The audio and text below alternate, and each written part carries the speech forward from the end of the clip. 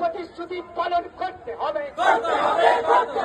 নৈটালের রানী রাজবাড়ী রোডের প্রতিশ্রুতি অবিলম্বে মুখ্যমন্ত্রীকে পালন করতে হবে। 2011 সালে ক্যাবিনেটের দ্বিতীয় সিদ্ধান্ত কার্যকরী করতে হবে। 2024 অর্ডার অনুযায়ী ফাইল কার্যকরী করতে হবে। কোনো গল্প মানছি না, প্রকাশ করতে হবে, প্রকাশ করতে হবে।